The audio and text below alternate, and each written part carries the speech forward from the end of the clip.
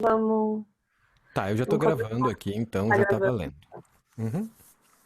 Então tá, pessoal. Boa noite a todos, muito bem-vindos. Bom, vou começar agradecendo o super apoio do pessoal da Planta Barra, que não me deixou sozinha nessa tarefa. Nós que agradecemos. E como a gente botou na divulgação, né, essa atividade do edital do FAQ Digital RS.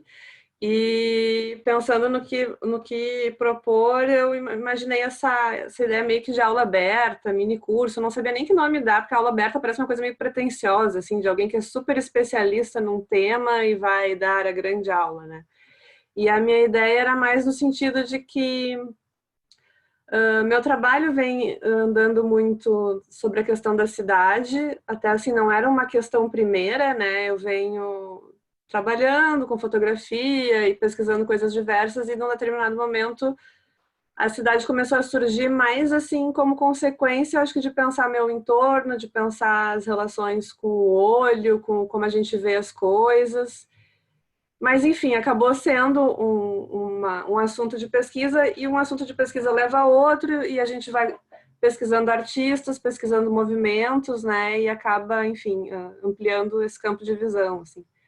Então, eu pensei nesse recorte de temática, que é bem pessoal, no sentido de mostrar um pouco referenciais históricos, que eu acho que são legais de pensar para quem trabalha dentro dessa temática, e artistas que em determinados momentos foram importantes para mim, ou foram de fato inspiração para um trabalho, ou foram depois, né, eu comecei a pensar e trouxeram questões conceituais. Então não é assim uma coisa, os artistas que eu considero mais importantes ou melhores ou qualquer coisa. É um recorte muito pessoal de processo, tanto que vocês vão ver, eu vou fazer, eu acabei optando até por fazer botar às vezes o meu próprio trabalho em diálogo para explicar isso como processo mesmo. Então deixa eu abrir aqui, compartilhar a tela. E aí, assim, a ideia é que eu vou fazendo nessa fala, e no final a gente abre para uma conversa, para discutir algum tema que surja, alguma questão que alguém tiver. Mas vocês também podem ir colocando no chat e a gente fica atento para, enfim, se até durante a apresentação tiver alguma questão para direcionar, eu posso tentar dar conta, assim. É que a gente fica meio atrapalhada. Eu, pelo menos, não estou tão habituada com essa coisa, então eu fico meio atrapalhada às vezes de olhar o chat, olhar o resto, mas eu vou tentar E a gente vai resolver isso. ajudando também, então se vocês quiserem fazer as perguntas ali pelo chat, a gente passa pra Letícia, a gente vai se ajudando também, todo mundo aqui. Eu até ia sugerir, assim, se de fato surgir perguntas, que vocês coloquem mesmo na hora, porque às vezes chega no final, fica aquele silêncio, todo mundo fica meio tímido, e daí já tem ali, a gente já começa, já sai falando o que surgiu lá atrás. Deixa eu dar um share aqui. Tá todo mundo vendo a minha tela? Tá carregando ainda? Deixa eu ver aqui. Eu aviso quando entrar. Agora foi. Deixa eu dar um full screen aqui e abrir o chat também para ter Poder ver as uma. perguntas. Aí só puxa pro Poder ver, ladinho pra não ficar em deixar ele cima. bem baixinho aqui. Não sei se vai adiantar, mas tudo bem. Vocês às vezes vê uns quadradinhos de vez em quando, eu puxando o chat para dar uma colada aí. É isso, foi. Bom, já deixei aqui de cara meu contato. Se também alguém quiser conversar direto, mandar e-mail, depois tô aberta. E vamos lá. Eita, começou. Tá. Bom, eu fui percebendo, isso é uma percepção que vai acontecendo assim ao longo do processo, que a caminhada, para mim, ela é muito determinante do processo criativo. Assim, meu processo de criação é estar na cidade caminhando. E aí, pesquisando sobre movimentos e momentos históricos onde isso, né, também era importante para outros artistas, eu caí nesses três momentos que eu acho bem interessante pensar, que é a flanância, né, o flaner, que vem lá no século XIX, como crítica à modernização das cidades, e tem muito uma questão assim, ainda assim, dessa pessoa que está embevecida pela multidão. Isso é logo pós-Revolução Industrial, durante a Revolução Industrial, então ainda é muito novo aquilo, então esse homem dessa multidão que está aprendendo a lidar com aquilo, imagino, né? Assim, pensando, aprendendo a lidar com aquilo. Depois, mais início do século XX, as deambulações dadaístas e surrealistas, que vem junto com essa ideia das vanguardas históricas, desses movimentos, né? Como eu falei, dadaísmo, surrealismo, e tem muito caráter de crítica aos primeiros cianos, que são os congressos internacionais de arquitetura moderna. E esse já é diferente do Flaner, que é essa pessoa, esse poeta, esse escritor, esse artista perdido na multidão, sem ter um fim específico. Aqui, quando começam essas ações dos dadaístas, do surrealista, ele já é um provocador e isso já é trabalho, né? Isso já é arte. Não é uma questão de estar na cidade, que tem mais a ver com os costumes da flanância, né? E depois, mais nos anos 70, até os anos 70, as derivas situacionistas, que também têm esse caráter de crítica, muito de crítica da arquitetura modernista, no sentido de que ser uma arquitetura muito funcionalista, né? Que a maioria dos artistas, eles estão justamente com um pensamento anticapitalismo, de uma vida, principalmente depois nos situacionistas, de uma vida mais lúdica, sem uma obrigatoriedade do trabalho, e o urbanismo é pensado muito vai se desenvolvendo muito conforme as relações de trabalho também, né? E aqui uma ilustração lá de 1842 do Le Flaner, dessa figura mítica, né? E uma definição um trecho do Charles Baudelaire. A multidão é o seu universo. Como o ar é o dos pássaros, como a água é o dos peixes. Sua paixão e profissão é desposar a multidão. Para o perfeito Flaner, para o observador apaixonado, é um imenso júbilo fixar residência no numeroso, no ondulante, no movimento, no fugidio e no infinito. Estar fora de casa e, contudo, sentir-se em casa onde quer que se encontre. Ver o mundo, estar no centro do mundo e permanecer oculto ao mundo. Eis algum dos pequenos prazeres desses espíritos independentes, apaixonados, imparciais, que a linguagem não pode definir senão toscamente. O observador é um príncipe que frui toda parte o fato de estar incógnito. Eu me lembrei de uma coisa fazendo uma pequena paradinha que talvez eu devia gravar também, né? E que eu não gravei. O que é a apresentação A inteira? Mas apresentação ou tu deixa aí toca que eu aí? tô gravando agora e tá Tá, tranquilo. tá. Então, voltando aqui, vamos lá. E aí, trazendo um pouco para a versão brasileira, a gente tem a figura do João de Deus, não, desculpa, do João do Rio, que é um jornalista e escritor carioca, e ele define assim: é vagabundagem? Talvez. Flanar é a distinção de perambular com inteligência. Nada como inútil para ser artístico. Daí o desocupado Flaner ter sempre na mente 10.000 coisas necessárias e imprescindíveis que podem ficar eternamente adiadas. Do alto de uma janela, como Paul Adam, admiro o calidoscópio, não sei se era calidoscópio, da vida no epítrope delirante que é a rua.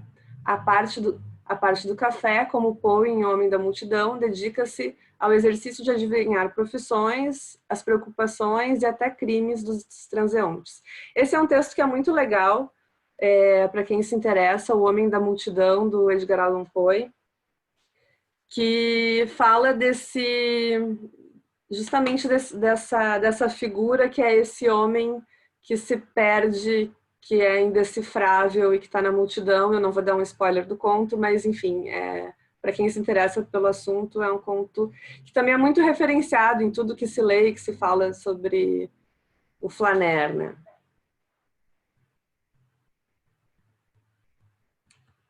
Deixa eu voltar aqui, dar uma trancadinha. E aí, uma coisa que eu me dei conta muito recentemente é que eu sempre ouvi falar do Flannery, sempre tive assim, sempre gostei dessa figura, sempre tive essa figura mítica do Flannery, que eu quero ser Flannery, mas eu relacionava muito com a Paris como a gente conhece. E se a gente for olhar historicamente, a figura do Flannery ela surge antes da Reforma de Paris, que é um processo extremamente violento de uma Paris que era medieval, que tinha ruelas, e esse era o habitat dessa figura do Flannery. Era um lugar onde ele podia andar por becos e se camuflar na multidão, e não... claro que depois isso segue, a figura do Flannery segue, mas não é onde surge esse personagem, né? E Paris passa por um processo muito violento de reformulação. Isso acho que eu estou aqui bem na legenda, eu vou tirar aqui. Acho que eu vou ter que tirar isso aqui. Tá. Entre 1853 e 1870, que por uma série de questões, né, até se pensar no que a gente está vivendo agora. Então, era um lugar que estava com muito, assim, pouco saneamento, a cidade tem um boom populacional, tem problemas de pandemias, né, de doenças, mas tem também uma questão política, porque uma cidade cheia de becos, assim, de ruelas, é uma cidade que é um espaço que é muito bom para fazer motins, e é uma cidade que está passando por um processo de revoluções, né? Então, essa coisa de abrir, de criar grandes avenidas, tem um caráter também de manter controle sobre essa população, de manter o domínio militar sobre essa população.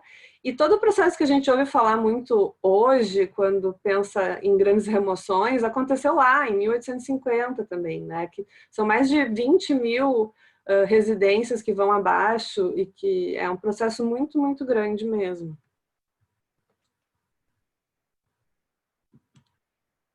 Aí sempre que eu clico, parece que sai. E aí, fazendo essa ponte com os meus processos, eu não consegui não pensar no meu choque de ver Xangai em 2016, quando eu fui fazer residência lá, em 2015, 2016, de ver essa mudança numa cidade acontecer diante dos meus olhos, né? E essa transformação tão rápida e essas ruínas instantâneas que aconteciam. E hoje, assim, lendo e pesquisando sobre a mudança de Paris, vê que uma coisa que parece tão contemporânea, que parece que é tão de agora, já acontecia há muito tempo e que é tudo tão cíclico, né?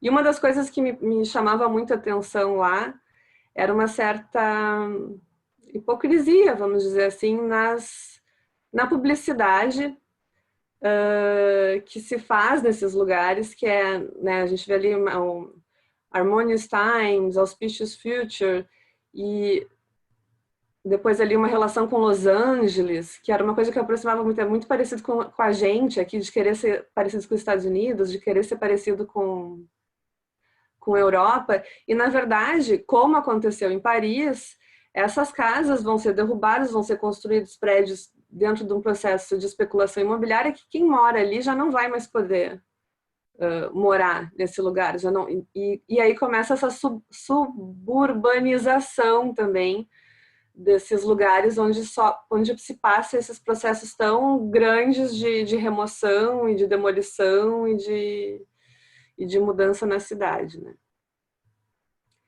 E aí dando um salto assim de tempo, mas trazendo um trabalho que eu achei interessante, justamente pela questão de pensar a vida suburbana, nesse caso nos Estados Unidos, né? O Dan Graham tem esse trabalho que é Homes for America, que ele está justamente interessado nessa estandardização das casas no subúrbio, nessa mudança dessa vida que passa a ser tão padronizada, nos horários do trabalho, que a pessoa vai e vem, é dependente de carro. E aí ele cria esse trabalho que, na verdade, ele é um anúncio de revista, né? Um anúncio de revista não, uma matéria, um artigo de revista. Então, em dezembro de 66, Homes for America foi publicado no Arts Magazine, acompanhado por um artigo escrito pelo artista. O design original de Graham incluía um texto sobre a natureza do desenvolvimento das casas do subúrbio, ilustrado por fotografias que enfatizam sua produção em massa e serialidade. Nas páginas da revista, Homes for America não era uma reprodução de um trabalho. Era um trabalho mostrado e distribuído pelo meio da informação ela mesma, utilizando a revista como espaço público. Não era arte sobre a mídia, como no caso da pop art, né, que vai pensar a questão da mídia, mas ela é uma arte como mídia, arte como informação. Graham usou informação como uma estética e a mídia como forma vernacular apropriada para a natureza do discurso. Eu gosto muito desses trabalhos que rompem que é muito, né, do conceitualismo e que está já no cerne lá nos dadaístas, nos situacionistas, da não objetificação da obra de arte, né, da arte como uma ação, da arte como em outros lugares e, nesse caso, na própria revista, né. Aqui eu só botei esse slide para mostrar um pouco como o meu trabalho foi resolvido, ele acabou virando um livrinho. E aqui é interessante pensar uma coisa também na questão da leitura na cidade, assim, porque quando eu fiz esse trabalho, na China, né, eu não sei ler mandarim, então eu demorei para entender que esse caractere que aparece na capa, o chai, ele significa, ele marca as coisas que estão para ser demolidas, né? Ele é como uma marca assim, um marcado para morrer. E eu comecei a fazer esse trabalho muito impactada com a demolição, com aquelas marcas, com aquela coisa tão visível, né, na cidade, com essa mudança, com aquelas ruínas instantâneas que iam desaparecer. E não via isso, até que alguém me avisou, me ensinou a ler esse caractere, e aí eu acabei incorporando como título do trabalho, né? Mas depois, e aí a gente vai vendo, vai aprendendo, vai vendo outros artistas, eu fui descobrir o Wang Qin-song, que ele trabalhava exatamente na catalogação desses caracteres. Eu, se eu não me engano, esse trabalho é em Beijing, já 15 anos antes, né? Enfim, que é um processo longo lá, que justamente por essa repetição e pela insistência, para mostrar o quanto isso acontece, vai reforçando o quanto esse processo é forte e enfim, enorme que está passando lá, né?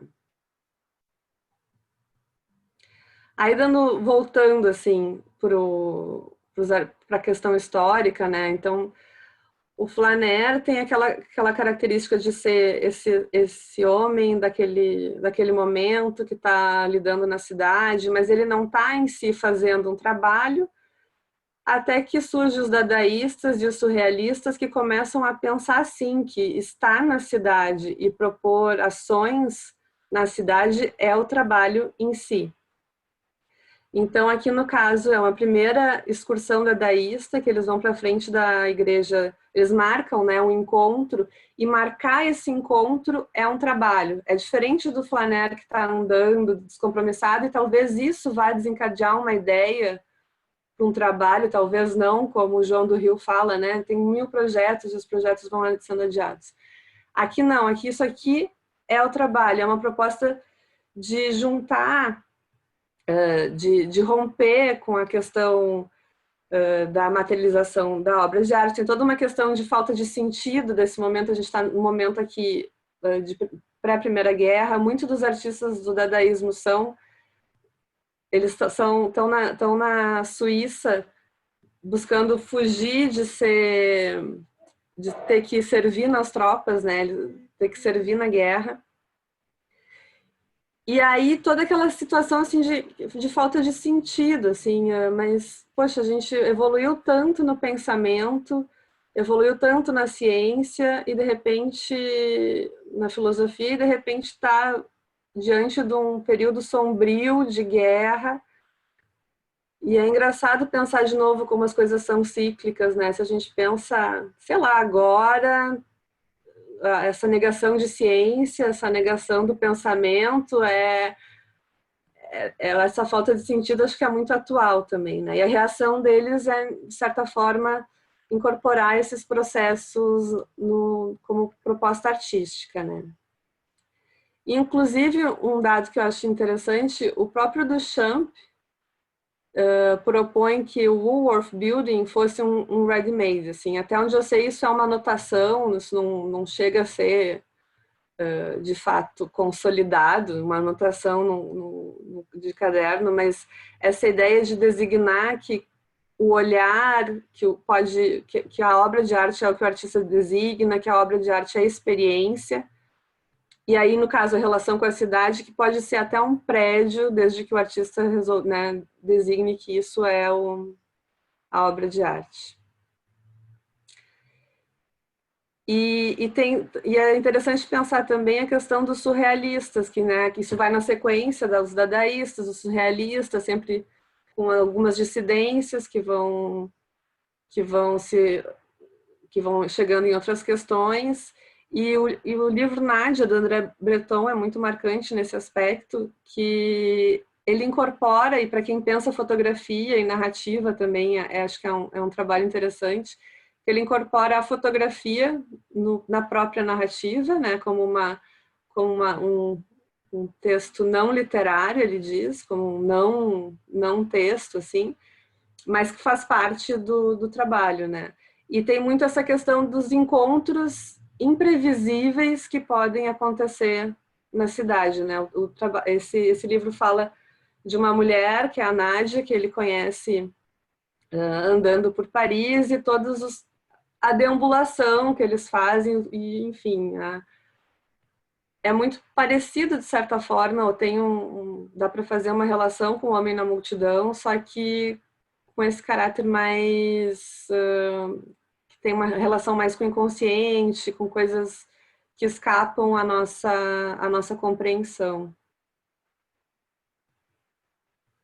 E também, de novo, para trazer versão brasileira, é legal pensar, acho que no Flávio de Carvalho, que em 31 ele faz essa experiência número 2, que depois vira um livro, onde ele anda na direção contrária de uma procissão e com boné.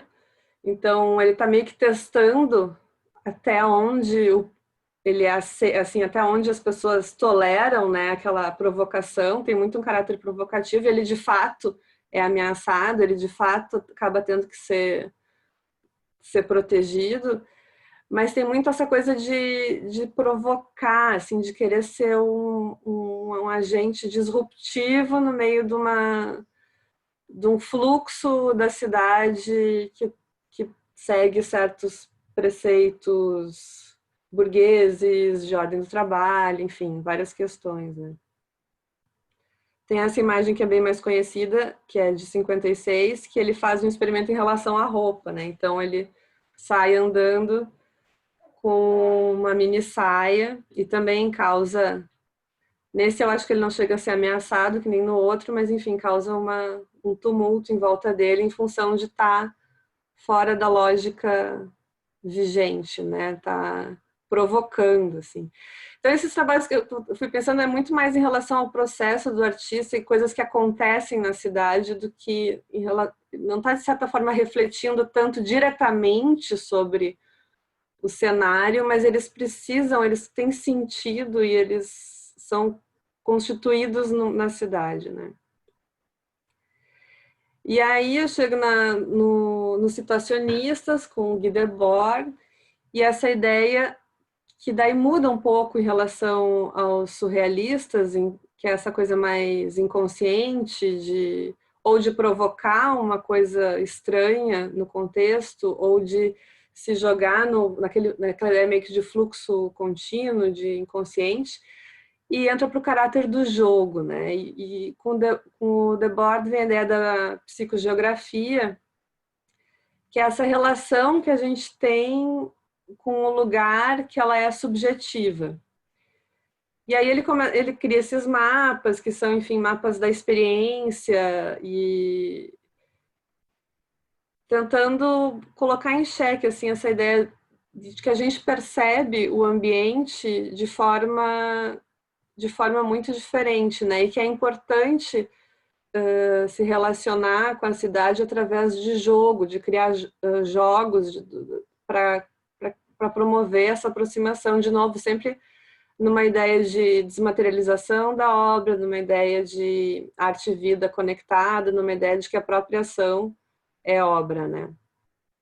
E eu acho muito interessante esse trabalho do Ralph Rumney, que ele faz parte dos situacionistas, mas ele é expulso pelo Debord logo no primeiro volume do boletim. Eles tem um boletim situacionista, né? Então esse é um grupo que se reúne e que vai pensando essas questões do urbanismo e vai escrevendo sobre isso e vai promovendo trabalhos e promovendo ações. E o Romney tinha sido convidado, então, para fazer uma psicogeografia de Veneza. E ele era muito fascinado na época pelas fotonovelas e resolve usar essa própria estética para falar dessa experiência que ele tem na cidade. Então, ele mistura mapas, textos e as próprias andanças dele por lugares que não são os mais mainstream, né? Que não são os pontos turísticos mais, enfim, que todo mundo vai. E esse trabalho tem uma história engraçada, assim, porque ele tinha sido como se fosse uma encomenda, um combinado, né? Que ele ia fazer isso para o boletim da Internacional Situacionista. E ele acaba, não se sabe bem ao certo, ele acaba atrasando, ele conta depois que a vida dele estava muito atribulada, enfim, ele não faz do jeito que o Debord queria. E o Debord acaba expulsando ele do grupo e ele escreve nesse primeiro boletim meio que um obituário desse trabalho, assim, que estava com uma expectativa, mas que não tinha dado certo e que era uma pena, assim, é até engraçado de ler, assim. E ele acaba publicando isso numa revista, do Royal Academy of London, se eu não me engano. E aí o editor da revista perde os originais. E ele fica anos tentando recuperar, no fim só aparece numa coleção, depois some de novo, e no fim nunca mais o autor consegue voltar a ter os originais, mas nessa exposição que teve, ele pediu para alguém fotografar e ele acabam publicando em 2002 esse livro que é feito a partir das fotomontagens, porque o original se perdeu nas mãos do editor dessa revista. Mas ele é expulso e não faz parte mais do movimento, né? E aí, de novo, não tem como não relacionar com um trabalho bem mais recente da Sophie Calle, que, diferente do Rumney, que é ele, né, e ele até cria um alter ego, aqui é ela seguindo um estranho como uma forma enfim, de descobrir a cidade também. Ela conta, antes desse trabalho, né, que ela volta para Paris e por um tempo ela fica seguindo as pessoas na rua sem ser um trabalho mesmo, assim, como uma forma de se reconectar com o lugar. Até que, enfim, ela vê esse homem, ela está nesse processo, acaba encontrando ele depois numa vernissagem, ele fala que vai para Veneza e bate essa loucura nela, que daí então segue ele, e isso daí sim acaba virando um trabalho, mas começa de um jeito muito, muito espontâneo, assim, de um outro jeito de ser flaner, se pensar, né? Essa estratégia que ela tem de seguir as pessoas, eu acho bem, bem interessante. Por meses eu segui estranhos na rua pelo prazer de acompanhá-los. Não porque eles me interessavam particularmente. Fotografei-os sem que eles soubessem. Tomei nota dos movimentos deles e finalmente os perdi de vista e os esqueci. No final de janeiro de 1980, nas ruas de Paris, segui um homem a quem perdi de vista. Poucos minutos depois, no meio da multidão. Naquela mesma noite, por acaso, ele foi apresentado a mim uma vernissage. Durante o curso da nossa conversa, ele me disse que estava planejando uma viagem iminente para Veneza. Decidi segui-lo. Bom, era um pouco que eu tinha falado, mas aqui nas palavras dela. Né? E aqui, só de curiosidade, uma forma de apresentação. Eu sempre gosto de ver esses artistas assim, que eles não se preocupam tanto com a materialidade do trabalho no primeiro momento, como é que eles resolvem, às vezes resolvem de formas diferentes em diferentes momentos, né? A Sophie Calle trabalha muito com livro também. É interessante ver que o Rumney também foi para o livro como uma forma, o Dan Graham põe isso numa revista, e aqui uma solução de galeria. Eu cliquei ali e saiu. E aí, para pensar de novo, versão brasileira dessas provocações diretamente na rua, o Elliot Sica é um artista bem importante para pensar, que ele tem a ideia do delírio ambulatório, né? Que é justamente deixar a cidade te levar e ver o que ela vai causar. Ou, nesse caso, criar ações para causar, então, esse estranhamento e essa ruptura no que está acontecendo. Esse é um trabalho que acontece dentro de um evento, Mitos Vadios, que era como uma crítica de uma Bienal, que eu não vou saber trazer exatamente o ano, mas essa proposição que está o texto aqui ao lado é uma coisa que sai publicada no Diário de São Paulo e depois então ele vai no dia marcado lá na hora executar e vai com essas roupas e aí bem diferente, eu acho que do Flávio de Carvalho, tem muito mais um caráter visceral, de teatral até talvez, né? O Flávio de Carvalho, mas assim, ele passa aquilo como se nada fosse, né? O Elliot Sica, ele tem uma questão muito mais provocadora diretamente, assim. Mas aqui o que a ação diz, né? Caminhar pela periferia da área baldia demarcada durante a duração da performance. Caminhar to and from sem linearidade. Ambulatoriar. Inventar coisas para fazer durante a caminhada. Levar do rio capa faixa de murim plastificado com cola vinílica para ser enrolado em corpos diversos. Procurar a pele preta ideal para o toque da faixa murim. Essa capa está ainda a ser feita. Levar em sacos ou talvez solucionando de outro modo. Talvez nos containers de vinil da fotografia apanhados em São Cristóvão. Fragmentos, tokens do rio. Samples de asfalto da Avenida Presidente Vargas, terra, do Morro da Mangueira, água da Praia de Ipanema, pequenos objetos de bazares da Rua Larga. No dia mesmo ele acaba fazendo as coisas um pouco diferentes, mas o texto foi publicado assim, né?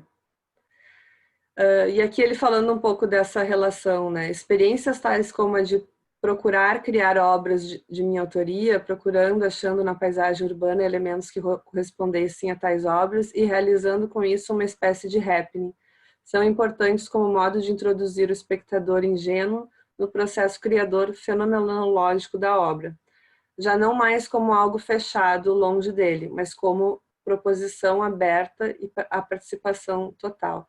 Diz que ele tinha umas estratégias assim de pegar o ônibus e ir até o final da linha para ver onde ia dar, e toda a relação também com o Morro da Mangueira. A relação da cidade com a Elliot Sica, ela é muito forte, embora não seja diretamente visível nos trabalhos, eu acho, né? Mas é bem interessante de pensar o quanto para ele é importante se deixar levar e absorver e entender o contexto a partir de uma vivência mais solta, assim, na cidade. E aqui, um artista que eu gosto muito e que para mim é muito influenciador, assim, uma influência forte, é o Gordon Matta Clark, que ele vai agir direto na matéria, né? Diferente dos trabalhos dos artistas que eu estava falando até então, que estão muito mais no campo da ação. Para o Matta Clark também a ação é importante, mas ele acaba tendo uma relação mesmo diretamente com a arquitetura. Aqui alguns trabalhos onde ele retira, deixa eu ver se tem uma outra, aqui uma imagem de um outro trabalho para mostrar, mas que ele retira de fato pedaços do chão, de uma construção, de parede, e isso é a obra, né? É um pouco, se pensar o Duchamp falando lá que o Worth Building era uma obra, de certa forma ele também tem esse gesto, mas esse gesto se completa numa coisa sólida que vai depois para a galeria, né? E aqui é um outro trabalho que ele realiza em Paris, ele faz essas intersecções nesses prédios, e ele fala muito justamente de uma ideia que eu via naquelas ruínas lá de Xangai, que é dessa ruína instantânea, assim, que é essa cidade que está se transformando tão rapidamente, né? Tanto que ele vai agir, vai trabalhar em construções que estão para ser demolidas, né? Esse é o espaço de trabalho dele e essa transformação que acontece. Então ele joga com essas camadas, com essa relação de dentro e fora, de espaço público, espaço privado, né? Inverte essa relação, ou coloca em xeque essa relação. E lendo uma entrevista dele sobre esse trabalho no Pier 52, ele fala que ele fez isso e que depois é engraçado que isso acaba se tornando um lugar de peregrinação, assim, peregrinação não, de turismo, acaba se tornando uma atração. Isso não é a ideia primeira, né? E se a gente vai olhar, isso acontece com quase todos os artistas que estão nessa chave de ir contra a galeria, de ir contra o comércio, de ir contra uma ideia de arte como produto. No caso dos situacionistas, por exemplo, tem um percurso que acho que é Nine Streets, o nome, em Amsterdã, que se tornou um lugar de turismo, justamente porque era o lugar onde os situacionistas faziam suas derivas. E eles queriam justamente que as pessoas entendessem que estar na cidade era para estar sem guia, né? O que era o guia do Guy Debord, lá com aquele mapa todo quebrado? Era justamente cada um cria o seu guia, cada um tem o seu guia, cada um vai ter a sua relação. E isso acaba sendo incorporado, como tudo, pelo mercado, e vira uma atração. E daí ele conta que, assim, para ele, as autoridades fizeram vandalismo em relação ao trabalho dele, que foi justamente colocar umas estruturas de segurança para que as pessoas pudessem chegar, e vai totalmente contra o que era a ideia de subverter esse lugar, de subverter a ordem, de subverter a arquitetura como esse espaço de dominação, né? E acho interessante pensar também que ele cria o Food, que é um restaurante, muito nessa ideia também que arte é vida, criar um lugar de encontro dos artistas, e aí tem uma série de ações, assim, o restaurante em si não é que o restaurante seja uma obra, o restaurante é um restaurante, mas ele cria, às vezes, eventos, os artistas são convidados a ser chefe, tem alguns pratos que começam a ter um caráter assim meio provocador, com ingredientes diferentes, e principalmente criar esse ambiente de troca e de comunidade, né? Então eu acho bem interessante. Hoje talvez seria seria considerado um hipster, não sei. É para ser o primeiro restaurante vegano, com ingredientes não sei o quê, mas é uma proposta bem interessante na época.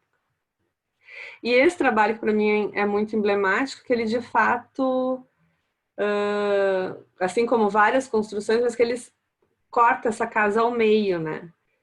E aí isso também se realiza tanto como o trabalho se realiza na arquitetura em si, na cidade em si, mas também como fotografia, como colagem.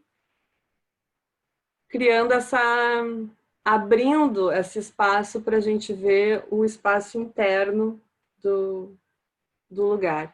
E isso, para mim, como eu estava falando antes das referências e do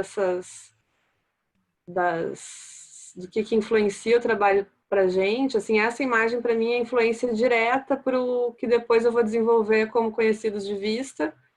Não que eu pense como releitura ou homenagem ou qualquer coisa, mas é uma influência mesmo, era assim, um desejo de processo que eu queria abrir as casas como o Mata Clark abria as construções dele, mas com fotografia, né? Claro que as questões são outras, mas era a partir daquilo assim que eu saí para fazer esse trabalho, que começou primeiro com um jogo entre imagens de dentro e fora, e aí foi se abrindo para prédios, né? O primeiro chamava de série Avessos, daí o trabalho foi ganhando corpo, mas ele tinha muito essa imagem de querer cortar a cidade, de querer abrir essa intimidade para o olhar curioso, para o olhar que não vê, e também pela questão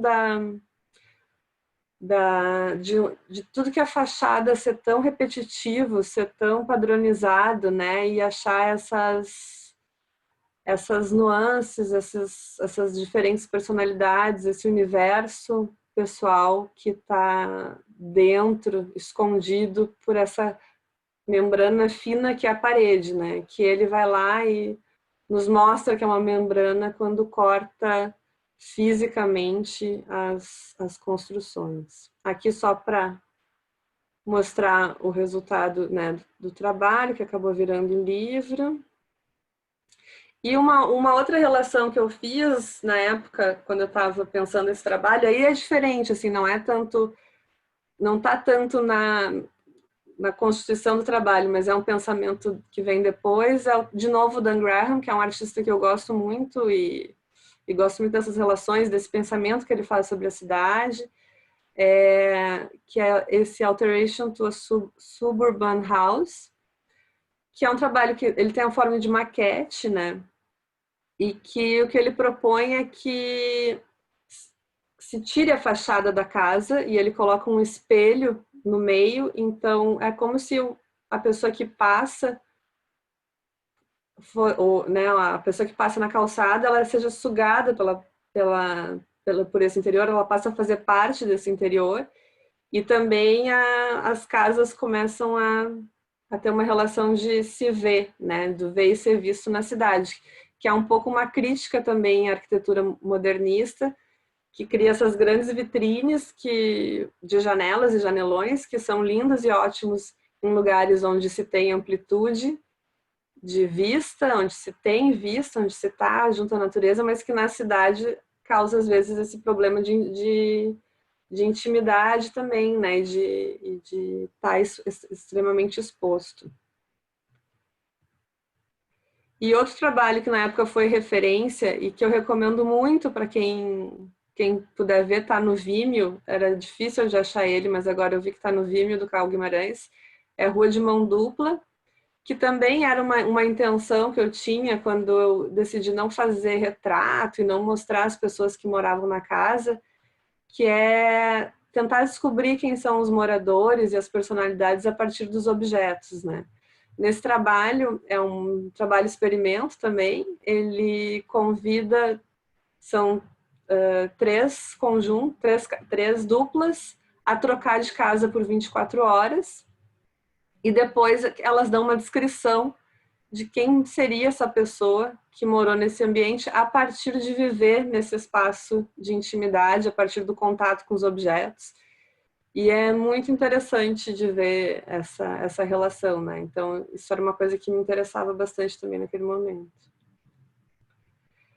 E aí, eu chego no Constant, que é um artista que também é lá dos Situacionistas, era do grupo, também acaba sendo brigando com o Debord em algum momento. Acho que o Debord era o encrenqueiro da turma, mas eles, num primeiro momento, colaboram muito.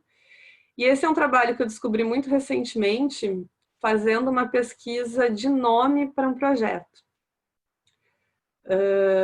Ele cria Nova Babilônia, que é uma cidade, é um conceito de cidade, é uma ideia de cidade, que ele fica trabalhando por quase 20 anos, na forma de pinturas, maquetes, textos, mapas. Aqui é New Babylon North. E ele tem uma ideia muito interessante, assim, que esse trabalho começa quando ele tem contato junto com, ele está ainda trabalhando com situacionistas, com uma vila de ciganos em Alba, na Itália. E ele pensa, de novo, né, sempre nessa crítica a uma sociedade burguesa, voltada para o trabalho, regulada pelo trabalho, nessa cidade cigana como um grande modelo, assim, numa nova sociedade, numa nova cidade que fosse nômade, onde o homem não precisasse mais trabalhar, pensando muito na questão da, da técnica que vem se aprimorando, dos processos de mecanização do trabalho, da industrialização, que isso ia acabar, numa visão bem otimista, reduzindo tanto a necessidade de trabalho braçal, que o homem ia acabar não tendo que trabalhar, e com isso todo mundo teria tempo para simplesmente viver de forma lúdica, né? É o Homo Ludens, e essa cidade teria que ser uma nova cidade, porque toda a construção de cidade modernista como a gente tem, de cidade funcional, ela está pautada na questão da gente trabalhar todos os dias no mesmo lugar, de cumprir jornada de trabalho, de morar no subúrbio e ter que, né, chegar até o trabalho.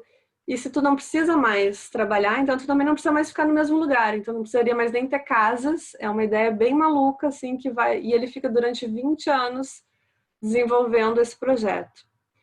E aí eu cheguei nesse trabalho porque tenho desenvolvido, né, o Random City, que é uma série de colagens que eu vou misturando, os lugares que eu vou passando. E eu andava incomodada com esse nome, porque eu acho ruim de pronunciar, uma bobagem minha, será um nome inglês? Mas ao mesmo tempo eu queria que fosse um nome inglês, porque é uma cidade internacional. E em algum momento eu pensei em Babilônia, em Nova Babilônia, porque Babilônia é aquela coisa, a confusão, é uma cidade que, se olhar na definição do dicionário, é uma cidade que cresceu demais, que é né, que é confusa, e era um pouco isso. E aí eu descobri esse trabalho do Constant. Eu tinha começado primeiro, inspirada no Ítalo Calvino também, que em Cidades Invisíveis ele descreve Trude, que é uma das cidades dele, assim: se ao aterrissar em Trude eu não tivesse lido o nome da cidade num grande letreiro, pensaria ter chegado ao mesmo aeroporto de onde havia partido. Pode partir quando quiser, disseram-me, mas você chegará a uma outra trude, igual ponto por ponto. O mundo é recoberto por uma única trude que não tem começo nem fim. Só muda o nome do aeroporto. E eu no começo tinha pensado até em usar trude como nome para esse projeto, mas eu achava que isso ia ficar muito difícil de entender para quem não tivesse essa referência do Ítalo Calvino. Adotei Random City porque tinha um processo de ser randômico também, conforme isso ia crescendo. Mas daqui a pouco eu pensei, mas e se fosse Nova Babilônia, né? E aí eu cheguei nesse projeto que eu acho incrível, do Constant, e ele se desdobra em maquetes, em desenhos. Só que é muito estranho, e esse é o motivo que ele acaba sendo expulso, não sei se expulso, mas que ele rompe com os situacionistas, é que embora eles critiquem a cidade funcionalista, eles, num primeiro momento, eles pensam em construir uma cidade, né? E o Constant, ele trabalha muito nessa construção, e ele imagina, então, uma cidade que vai ser feita de estruturas. Deixa eu ver, acho que aqui tem uma descrição. Se reconhecermos que a forma como o mundo se parece não é uma coincidência, mas sim o fruto da atividade humana, determinada por processos sociais e a palavra utopia, no sentido mais puro, deixa de existir, pois nada seria a priori real, a menos que, como ideia de vida eterna vá contra as leis da ciência. Isso porque o trabalho dele por muitos rotulado como uma utopia, né? E ele defende até o fim que não é uma utopia. New Babylon é baseada em fatos que não vão contra as leis da ciência. Automação dos meios de produção, eliminação do trabalho de produção humana, disponibilidade de tempo livre durante a maior parte da vida para todas as pessoas, ativação do tempo por comportamento criativo, criação da vida. Esses fatos levam a diversas conclusões. Liberdade de movimento, a falta de necessidade de residência fixa, construção de ambientes com funções variáveis, microestruturas móveis de construção. Então, ele vai criando, ele imagina uma cidade que vá sendo meio que modular. É muito doido, eu acho, o projeto, assim, pensando como ele pensa mesmo que é uma coisa factível. E ele pensa muito assim, que é uma... Deixa eu ver se tem aqui uma... É tipo suspenso, a ideia é que seja uma cidade suspensa, que o solo, então, vai ser o lugar para as pessoas poderem caminhar e para ter contato com a natureza, então tá tudo muito verde ali. E em cima tem essa estrutura onde as pessoas vão ter como se tivessem paredes móveis e tudo controlado com ar-condicionado, para poder usar completamente o ambiente como um processo criativo, assim. Então, é para ser criativo o tempo inteiro. E acaba que isso causa vertigem, né? Porque aquela ideia de uma coisa que é tão livre, pelo menos para mim, né? Que é tão livre que tu não vai mais precisar trabalhar, mas ao mesmo tempo ele te obriga a ser criativo 24 horas e tu não vai ter casa também, porque afinal, para que casa? Casa é para quem trabalha. Então, é nômade, é muito doido. Mas ele vai até o fim dizendo que isso assim, são os mapas, são as ideias, que isso é possível e que ele acaba desistindo do projeto quando ele se convence que ainda ia precisar muito tempo e muita evolução na sociedade para a mudança acontecer, né? Não que ele acha que não é possível, mas que é preciso uma revolução, enfim, ter uma capitalismo não ser mais como a gente conhece, não ser mais capitalismo, enfim, é bem louco. E aí eu comecei a pensar se o que eu fazia não era, de certa forma, os postais da cidade que ele tinha projetado lá nos anos 50, 70, que é essa cidade nômade, que na verdade, para mim, eu acho que a crítica que eu faço pessoalmente ao trabalho dele é que ele precisa construir uma estrutura, né?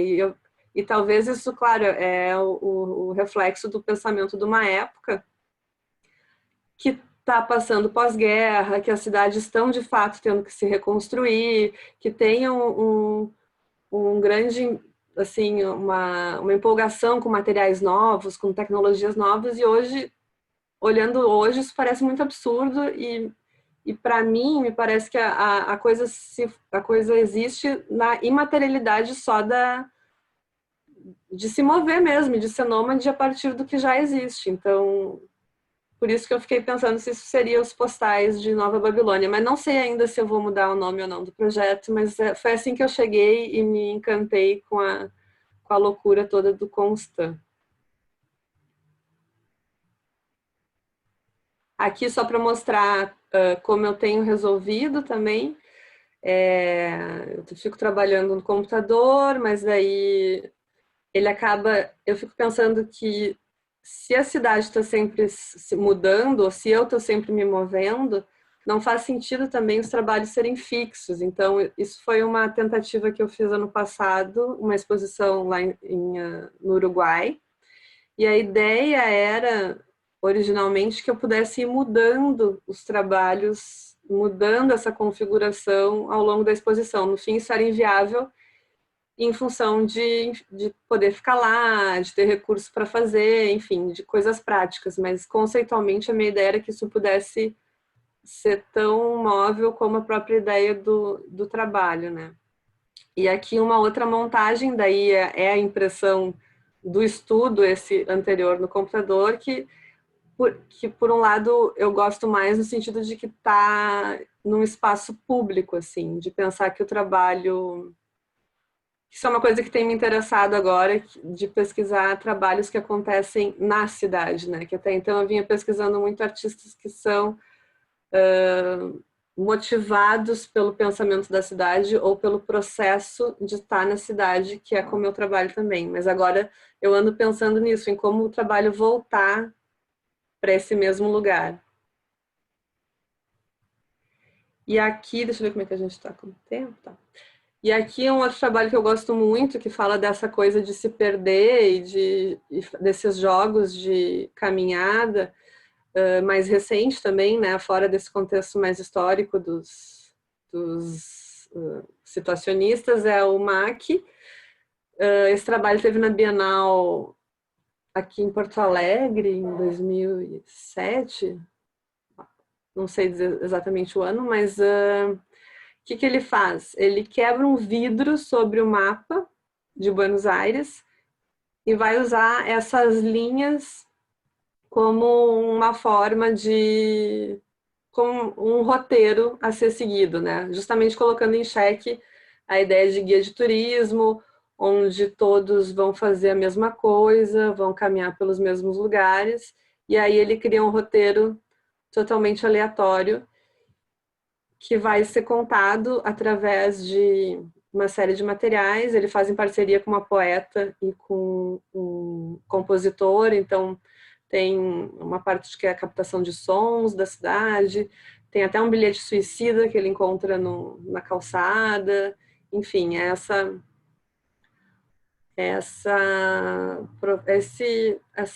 é muito parecido se pensar com o trabalho do Romney de outra forma, né? Ele segue bem a linha de uma fotonovela, mas é essa ideia de andar por um outro lugar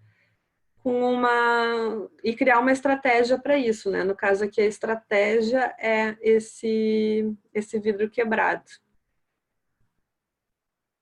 E aqui é um trabalho dos que acho que mais me tocou nos últimos tempos, de pensar a cidade, de estar na cidade, que é do Leandro Tartaglia, que teve na Bienal de São Paulo em 2012, que eu também recomendo muito quem se interessar e tiver uma curiosidade. Não é a mesma coisa, mas dá para ter uma amostrinha.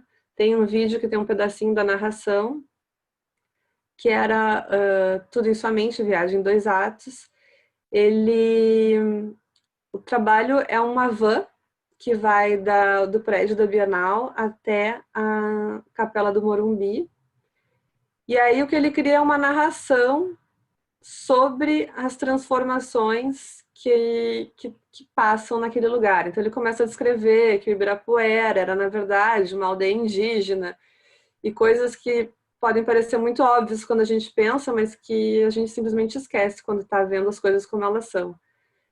E, e aí ele vai contando, ele vai narrando e tem toda aquela coisa de ser surpreendente, assim, que de certa forma esse trajeto ele tem um tempo, é meia hora para ir, meia hora para voltar, e algumas coisas elas acontecem mesmo, então algumas coisas que ele pode jogar que são talvez meio óbvias que vão acontecer, agora passou um carro branco do teu lado esquerdo, então, tipo, tá, como é que ele acertou? Porque tá no meio de uma avenida enorme, vai ter um carro branco, mas cria uma presença muito grande. E o trabalho é isso, o trabalho é olhar pela janela e ver a cidade sendo conduzido pelo que ele tá falando no áudio, contando essa transformação toda que aconteceu. E aqui já chegando no final dos trabalhos que eu tinha separado para mostrar, eu fiquei pensando nessa coisa das mensagens, né, que eu tinha trazido lá atrás, eu não consegui ler, quando na época do chai, do que estava escrito, e a cidade acho que tem muitas dessas camadas em diversos âmbitos, né? Seja pela publicidade, a gente está bombardeado de mensagem o tempo todo, seja até por questões de conseguir ler estilos históricos, estilos arquitetônicos e com isso entender processos e enfim. E a Jenny Roser é uma artista que ela trabalha muito nessa coisa de inserir essas mensagens totalmente inusitadas e de comando nas situações mais inesperadas, né? Então, e isso é muito, muito atual, se a gente vai pensar agora os projetaços que tiveram com a coisa da quarentena, né, e como uma forma de protesto também, que ela já vinha fazendo isso como trabalho artístico há bastante tempo. Esse é um trabalho bem recente, sobre a questão do armamento e do controle de armas nos Estados Unidos, né? Muitos trabalhos têm muito a questão do feminismo também, da mulher, mas esse mais recente indo para esse lado.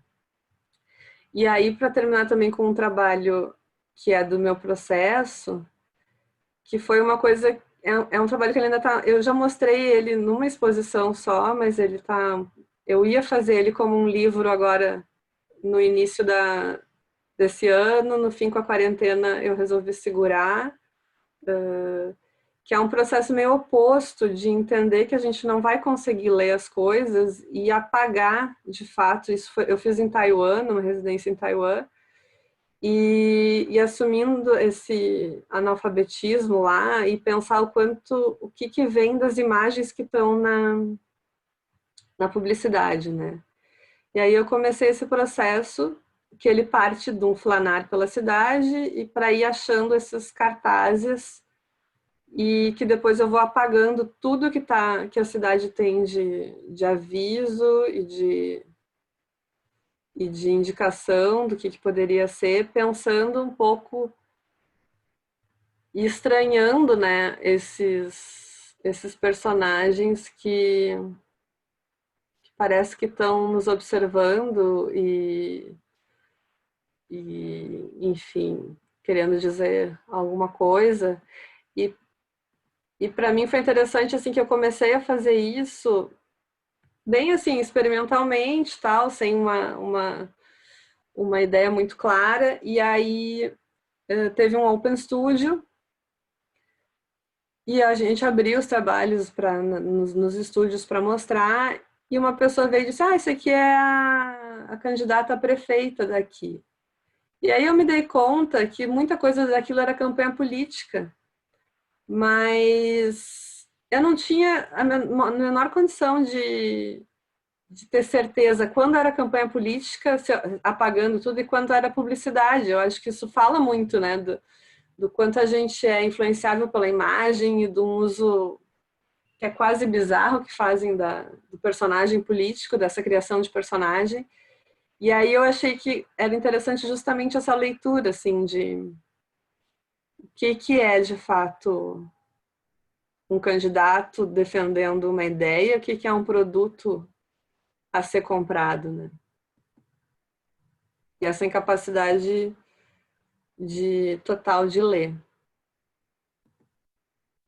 Por apagamento aqui, né? Nesse caso, por apagamento. E aí eu acho que a gente podia abrir, então, para conversar um pouquinho. Ótimo. Se você quer deixar com compartilhamento de tela, não. Não quer. Então é isso, acho que é melhor que aí Eu todo mundo que abri, vê. né? Porque daí vai... Exato, tá certo? Acho que é melhor mesmo. Tá. Quem tiver pergunta pode fazer direto, daí é só abrir o microfone, faz direto pra Letícia, ou usa o chat, quem preferir. Letícia, vou começar, então pode ser? Ótimo, pode. Eu conheço os seus trabalhos, aquele das casas, das vistas, e eu sempre quis te perguntar isso. Bom, parabéns, né? Foi uma verdadeira aula, né? Passaste por muitas coisas da história da arte, muito bom, né? Muito boa a tua fala, dá para ver todo o universo onde tu circulas de referenciais, né? Então, isso é sempre muito bom a gente conhecer quais são os referenciais de um artista, né? E as pessoas que, de certa forma, dialogam com o trabalho. Bem, então, voltando então à minha questão, como que, quando tu fotografas essas vistas assim do interior de uma casa, a gente percebe que são casas bem arrumadas, não tem nada desorganizado. Então, eu queria saber como é que é essa relação que tu estabeleces com essas casas, com os donos das casas que tu vais fotografar. Tu avisas, marca o dia, são conhecidos teus, não são? Como é que funciona essa relação com os espaços interiores que tu fotografa? É muito legal tua pergunta, Nilda, porque Na verdade, essa ideia da flanância, né, é uma coisa que eu proponho, que acaba sendo, tá nesse trabalho, assim, eu não marquei com ninguém, e tinha, assim, eu comecei primeiro, assim, tentando achar o caminho, como é que eu ia fazer, eu tentei falar com um síndico, e no fim a primeira visita que eu fiz foi porque um síndico agendou, e aí eu consegui que no prédio da frente ele agendasse também. Eu não sabia muito ainda como fazer o trabalho. No dia que eu fui, acabou que os 2 apartamentos que eu tinha agendado viraram 7, e eu me dei conta que as pessoas, por me ver com câmera, com tripé, tal, elas entendiam, perdiam o medo e acabavam me recebendo. E eu não gosto de trabalhar com essa coisa, eu não consigo ser muito organizada no sentido de, eu vou marcar a hora, vamos fazer preparação. Eu sempre trabalho sozinha, nunca trabalhei com assistente, nem sei como se faz isso. E então, assim, tinha um processo de eu ir e bater na casa das pessoas. E eu pensava muito nessa igualdade, assim, de relação, assim, de estar de igual para igual, sabe? De não chegar com equipe, ou não sei, né? E tinha essa coisa que para mim era uma questão que nem aparece tanto no trabalho, talvez, mas que era o principal, que era dessa ação de conseguir entrar na casa dos outros. Então, eu andava, o processo acabou virando assim, quando eu percebi que eu ia conseguir entrar, em alguns dias eu saía para andar, principalmente pelo centro de Porto Alegre, e daí eu tinha esse critério, assim, que tinham que ser ruas com prédios dos 2 lados, para poder rebater, né, a vista, e batia e pedia pro porteiro, isso também acabou sendo um recorte, isso funcionava em prédios com porteiro. Então eu brinco que os porteiros é que são os curadores desse trabalho, porque dependia deles ir com a minha cara, não ter medo de se comprometer, e daí eles dizem, eu sei da fulana de tal que vai te receber. Pode te receber. Ou, agora não tem ninguém, mas se tu voltar aqui às 5 da tarde, os moradores começam a chegar e aí eles vão abrir a porta para ti. Eu tenho uma ideia, que isso é uma elucubração minha, que talvez só quem estava com a casa minimamente mostrável concordava em abrir a porta, porque não era marcado. Então, realmente, as casas estão arrumadinhas, tem uma outra exceção, assim, muito mais assim, quando era gente mais jovem, né? Mas não era marcado. E era, para mim, importante essa descoberta de não saber onde é que eu ia entrar, e de conseguir entrar, e de negociar. Então, foi bem... Era meio que como se fosse uma flanância por dentro, assim, sabe? Pelo espaço que não é permitido, assim, pelo espaço da intimidade. Então, tu não conheces as pessoas, nem eles te conheciam? Não. E não achava estranho esse teu trabalho? Tu tinha que explicar que era uma artista e tal? Então, eu achei que explicar que era artista ia ser muito estranho. Então, eu dizer que eu era uma pesquisadora da URGS, que de fato era, estava fazendo mestrado, e que eu precisava fotografar o prédio da frente. Então, era esse meu discurso. À medida que a gente ia falando, conforme mais ou menos a abertura, porque era muito rápido essas visitas também, sabe? Eu tinha muito uma coisa assim de que as pessoas se mantivessem anônimas, assim, eu não queria quebrar essa lógica que eu entendia como era a lógica da cidade. Então, não tinha tanto uma questão de, eu vou criar uma relação e vou saber da vida e vou voltar, assim. Algumas pessoas até cheguei a voltar, porque depois eu vi que a foto não deu, eu pensei, vou aproveitar que eu já consegui essa brecha, a pessoa já me conhece, e teve um caso que eu tive que repetir, 1 ou 2. Mas geralmente não, ninguém me conhecia, eu me apresentava assim, e o que eu pedi era isso, eu posso fazer a foto da janela da frente. Aí quando eu via um pouco para trás, eles estranhavam, assim, mas também não era um problema, né? Acabava pegando o interior da pegar o interior, residência. E aí, assim, eu no começo, eu gravava, eu comecei a perguntar, né? Isso também começou de forma espontânea, assim. Primeiro eu estava interessada só na fotografia. E aí, numa das primeiras casas que eu fui, eu perguntei para a vizinha, assim, para a pessoa, tu conhece a vizinha da frente? O vizinho da frente? Porque isso me facilitaria. Se ela conhecesse, ela podia ligar. Isso é uma situação que chegou a acontecer em uma outra casa. E ela falou, olha, eu não tenho relação, eu não conheço, mas é uma senhora de idade, todo dia eu olho se ela tá bem, eu vejo se ela abriu a janela, porque vai que alguma coisa aconteceu. E aquilo me tocou, assim, eu achei muito bonito, porque eu estava cheia de medo, assim, será que as pessoas vão me receber? Será que eu vou entrar na casa de um maluco? Como é que será que as pessoas se sentem? Será que elas se sentem... Porque é uma situação que não é ideal, né? Então, e de repente ver aquela coisa tão delicada, assim, de alguém querendo cuidar do outro, só de ver se abriu a janela, eu pensei, bom, é aí que está o trabalho. Uhum. E aí eu comecei a gravar, eu queria gravar a voz das pessoas. E eu no início eu tinha medo de falar, então eu ligava o microfone da câmera e ficava tentando puxar papo e gravava sem dizer. Depois eu me dei conta que isso era uma bobagem, que se eu perguntasse e explicasse que eu estava interessada nisso, como pesquisa, as pessoas até se esforçavam mais em me contar alguma coisa do vizinho da frente. Então, mas eu tive que ir aprendendo isso, assim. Primeiro eu achei que era melhor fazer tudo meio escondido, assim. Uhum. Ok, muito obrigada, hein? Obrigada. O Gustavo Balbella perguntou ali no chat pra ti. Não sei se tu quer ler direto ali. Elas são sempre combinações perfeitas, digo, as imagens de dentro para fora e de fora para dentro. Não, no começo a ideia era que fosse, eu queria que fosse exatamente perfeito dentro, né, esse dentro, fora, fora, dentro lá.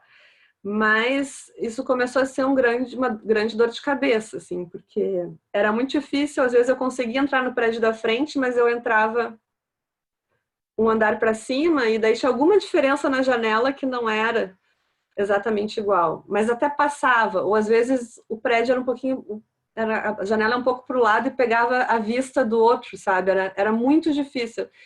E eu acabei achando que isso não, que eu podia abrir. Eu tive muita dúvida com isso, assim, meio que sofri um pouco. Mas no final eu achei que isso não era tão relevante. Então tem um começo que eu chamo de série avessos, que é onde está tudo exatamente igual dentro e fora, que são essas duplinhas. E depois, quando ele vira conhecidos de vista, aí sugere que é o mesmo, mas não é, não bate 100%.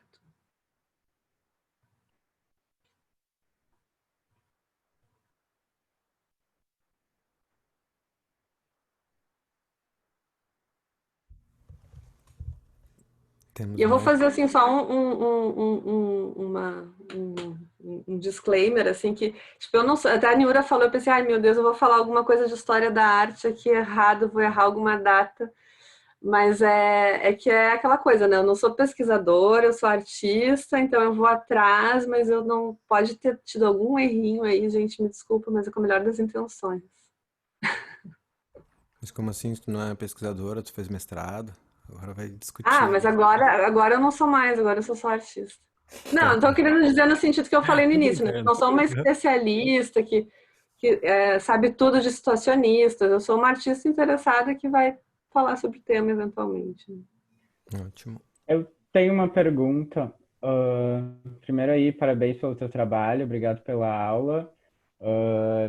E acho muito legal aquele Instagram que tu criou, que é uma dinâmica totalmente diferente de tu virar e, enfim, ir passando. Muito legal. E sobre esse trabalho, eu queria saber, tipo, do teu processo, como é que tu sente que encaixa, que é essa combinação que vai dar certo, ou se é uma coisa totalmente aleatória, assim. É isso.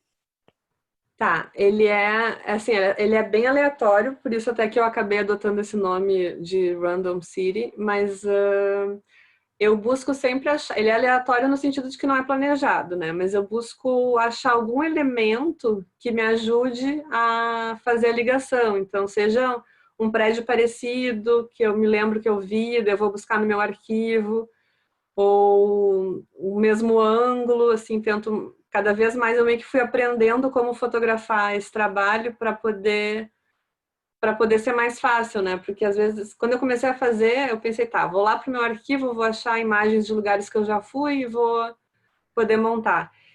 E aí não, daí tinha um ângulo meio assim, um ângulo meio assado, e eu precisava muito de uma coisa bem frontal. E aí isso eu fui estabelecendo aos poucos e cada vez mais eu vou entendendo, né? Então, é isso, assim, o que eu procuro de planejar é não repetir demais os mesmos lugares, tentar dar saltos, assim, que é justamente essa quebra que me interessa, e buscar elementos arquitetônicos que casem, assim, seja uma cor de parede parecida, seja o meu mesmo número de andares num prédio, uma pessoa passando que podia estar passando na outra, enfim, algum elemento. Né? Obrigado. Obrigada. Posso perguntar alguma coisa? Oi, pode? E aí? Oi, Letícia, tudo bem? Boa tarde. Tudo bem? Bom, vou falar um pouco em espanhol também, tá? Espero que me entenda. Letícia, eu gostaria que você fale, se você pode, um pouco de tua materialidade nos livros. Você sabe que eu sou a maluca dos livros e teus trabalhos são muito interessantes também pela escolha, né, que você faz do formato, da materialidade de teus trabalhos. E eu acho ótimo isso em você. Então, gostaria de saber qual é o teu processo, ou seja, quando você começa a pensar aquele trabalho em um formato livro, qual é a tua escolha, né, dessa materialidade, justamente. Então, como seria, se você pode contar um pouco isso, né? Então, eu tinha me botado como uma regra, um desafio, logo que eu comecei a trabalhar, assim, que eu sempre ia tentar fazer um livro de um projeto, assim, por ser designer, por gostar, por ser o livro ser meu território, assim, e eu, sei lá, ter me encantado com esse universo do livro de artista, eu pensei, vou sempre fazer livro. Então tem um pouco esse lado, assim, mas eu fui também deixando isso um pouco aberto, né? Não virou mais, nem tudo pode virar livro, eu acho. Mas aí depende muito de cada trabalho, assim. Se pensar a escala de cor, é um trabalho que ele foi pensado desde o início, assim, a ideia começou e eu já entendi que ele tinha que ser um livro. O Conhecidos de Vista é um trabalho que ele até primeiro ele foi audiovisual e eu achava que eu tinha corpo suficiente para ter um livro e que eu poderia contar melhor a história do projeto num livro, mas eu sofri bastante para transformar ele num livro porque a questão das entrevistas em áudio era muito importante para mim, assim, a voz das pessoas é uma presença muito forte, é uma ajuda a caracterizar aqueles ambientes vazios, né? Então, eu cheguei a pensar se usar CD na época, hoje em dia não ia nem poder botar na maioria dos computadores ou fazer um site, mas me incomodava aquela coisa de juntar duas mídias, assim. Então, eu acabei me convencendo, transcrevendo, mudei um pouco as próprias fotografias de uma parte para compensar. Tipo, na versão como vídeo, não aparece ninguém nunca. Mas daí tem o áudio, e o áudio é uma presença forte. No livro, eu acabei botando pessoas no lado de fora para compensar que não tem áudio. Então, tem um pouco de como pensar melhor essa cara, né? Trazer essas caras, assim. Mas eu acho sempre muito importante pensar o livro como, assim, como parte da narrativa também, assim, como parte do conceito. Então, também foi um grande embate para mim no Conhecidos achar um formato que acabou sendo sanfona, mas não era no início, não era. Tive que fazer um monte de boneco para achar um formato que conceitualmente reforçasse a ideia do projeto, né? Então, assim como era importante para mim a parede, aquela coisa que eu falei da parede, essa fina membrana né, que separa o dentro e fora, eu acabei que queria que o papel fosse isso, literalmente, por isso que ele virou uma sanfona. Então é sempre essa questão de achar o formato que vai fazer sentido, mais do que ser simplesmente um suporte, né? Que ele seja uma parte tão importante quanto qualquer outra coisa do trabalho, assim. Claro, e a importância do boneco, né? Finalmente. Sim, sim, E a sim. importância, o processo. Ok, muito obrigada. Beijos. Obrigada, Laura. Letícia, posso perguntar? Oi, pode? Escuta, a primeira vez que eu tive contato com o seu trabalho, eu fiquei muito impressionada com a técnica mesmo, no sentido de objetificação do objeto, da frontalidade, da clareza do que você queria passar. E eu estava dando um Google aqui para ver a sua formação, enfim. Mas a minha pergunta, ela continua nesse caminho do processo, indo para um lado mais prático. Quais foram as suas necessidades técnicas de aprendizado para além da sua formação, da sua graduação? O que de técnica você teve que buscar fora do que você teve ali numa formação para chegar nos resultados onde você chegou? Tu sabe que eu tenho um certo arrependimento de não ter buscado mais qualidade, mais recurso de áudio na época que eu fiz o Conhecidos de Vista, porque justamente eu achei, vou dar conta assim, e acabei incorporando um áudio muito mal captado, que por um lado eu achava que isso dava uma certa espontaneidade para o trabalho, mas eu acho que eu deveria talvez ter buscado, assim.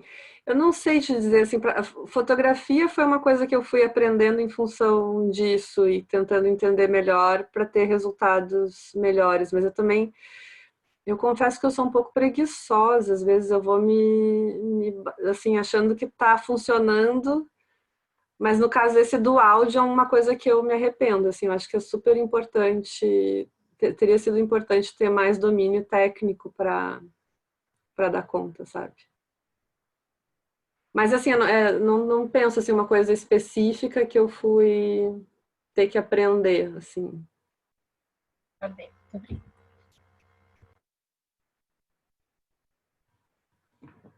E Letícia, falando em material, fiquei curiosa, aquelas exposições que fizeste no Uruguai, tu disseste, eram fotografias, porque eu notei que parece que tinha um brilho, não sei se era em plotter ou como é que tu imprimiste, que tinha aquela pessoa observando naquela sala interna. Sim, foi plotter, foi um trabalho que foi destruído depois, né? Era para ser uma coisa bem assim, material de sinalização, de publicidade, não tem nenhum, não era uma impressão melhor. Qualidade. Hã? Não era uma impressão assim melhor. Na verdade, também aquele resultado me incomodou um pouco a questão do brilho, e eu acho que isso é uma coisa que a gente vai aprendendo quando vai fazendo também, né? Tinha uma série de questões ali, eu tinha pensado em fazer em lona, eu cheguei a pesquisar vários materiais, eu tinha feito um tipo de impressão V em São Paulo, que eu gostei muito do resultado e que daria muito certo, e daí na hora de produzir eu estava aqui em Porto Alegre para ir para o Uruguai, eu não encontrei aqui, eu acabei usando um outro tipo de recurso que não fiquei 100% feliz com o resultado, então eu acho que se eu fizesse de novo eu faria com menos brilho. Mas eu acho que sim, eu faria com um material bem para ser descartável mesmo, que é essa ideia, assim, não, as fotografias assim não fazem sentido, sabe? Depois vou guardar isso aqui para usar em outra coisa. Mas aquele brilho foi mais um probleminha do que uma intenção. E tu fizeste as impressões aqui ou fizeste lá? Eu fiz aqui Isso e falaste em São levei, Paulo, não, eu estou falando de São Leopoldo aqui. Eu fiz as impressões em Porto Alegre. Uhum. Essa coisa de onde a gente está é muito engraçado, né? Eu já não sei mais responder às vezes, porque tô na internet, minha casa é no Zoom. Mas eu fiz aqui e eu fui de ônibus para poder levar, porque isso era muito grande. Então tinha até uma questão corporal, eu tinha que levar aquilo embaixo do braço. E aí eu queria fazer com lona, e com lona isso ia ser muito pesado. E eu não ia ter como levar. Então tem umas coisas disso que a gente às vezes que esbarra, que são tão do pragmático, assim, mas que é o que vai definir o trabalho, né? Uhum. Mas eu imprimi aqui. Uhum. E também imprimi aqui tudo questões assim de produção. Imprimi aqui porque era mais barato imprimir aqui, porque com o recurso que tinha era o jeito que dava para fazer. Enfim, todas essas questões bem mundanas, assim. Oi, Letícia, tudo bem? Oi. Então, eu trouxe uns alunos da Unicinos aí, do teu lado, nem sabia. para assistir, porque achei importante, é uma turma de edição e finalização, então eu queria que você pudesse falar um pouco disso, assim, como é o teu processo de edição das imagens, porque se tu trabalha com tantas imagens, às vezes numa imagem só, né? Numa imagem final só, então só se pudesse comentar um pouco disso, assim, né? Teu processo. Eu trabalho direto no computador, eu trabalho muito pouco manualmente, assim, eu até comecei a fazer umas experiências agora mais novas, que eu não estou na apresentação, mas que de colagem, que eu justamente pensei, vou começar a trabalhar com a mão, porque o jeito que a gente trabalha, às vezes leva o trabalho para outro lugar, né? Então, como um desafio, como um teste, eu comecei a fazer. Mas eu trabalho muito no Photoshop, e eu vou tentando organizar, assim, conforme o projeto. No caso do Random City, eu vou separando por lugares. Eu fui tentando criar categorias. Eu acho que seria muito útil se eu tivesse tudo com palavras-chave, mas eu não consigo ser essa pessoa organizada. Eu recomendo muito para quem consegue fazer isso, porque facilita muito a vida. Preciso de uma pessoa assim, assado, né, e isso vir. Então, vai meio que na memória. E eu vou organizando no computador conforme as cidades, às vezes conforme é calçada ou é céu ou coisas assim que me ajudam. E vou montando, assim, e daí eu já monto num formato. Primeiro eu estava fazendo direto em grande formato, assim, porque esses trabalhos, quando eu já apresentei, assim como eu montei eles lá no Uruguai, cada foto separada, eu às vezes imprimo ele inteiro, como eu mostrei que estava na Espanha, né? E como quadro, então eu pensei, eu vou montar minha base 1 metro por 1,5 metros, e daí com isso eu consigo fazer bastante coisa. Mas isso fica muito pesado, então eu comecei para facilitar a minha vida também, a fazer como estudo mesmo. Então eu faço menor, e daí sei que fotografias eu usei, e se eu for montar, aí eu remonto às vezes com o formato final que interessa, né? Mas é assim, é um processo que não é muito organizado nem muito metódico, assim, eu vou fazendo meio bagunçado, né? Eu perguntei um pouco porque assim a metodologia Flanner, assim, né? Eu usei na minha dissertação também, mas por um outro autor que é o Canevati, que é um italiano, enfim, da comunicação. Mas enfim, eu imagino que um Flanner, assim, né? Vai fotografando e vai observando e vai fotografando. Então eu imagino que tenha também uma quantidade de arquivos assim bem grande, né? Então, o teu Sabe trabalho que não. também é um exercício de memória, não só a memória da cidade, mas uma memória tua, assim, né? De conexões, assim, né? De relações. Mas tu sabe que não tanto, assim, eu não sou muito mão pesada, assim, de ficar, justamente porque eu não gosto de editar. Eu acho muito chato depois ficar escolhendo entre várias fotos. Então eu tento fazer um número. Às vezes até eu me arrependo de não ter mais imagens num lugar, mas eu me seguro um pouco, porque isso depois é um tempo interminável também, né? Isso é muito desgastante. Então, eu vou assim meio que mais direto ao ponto, mas tudo depende do momento, né? Às vezes eu fico pensando muito assim que é importante sair e deixar e fotografar sem uma intenção específica e depois ver o que vai acontecer. Isso às vezes acontece no processo.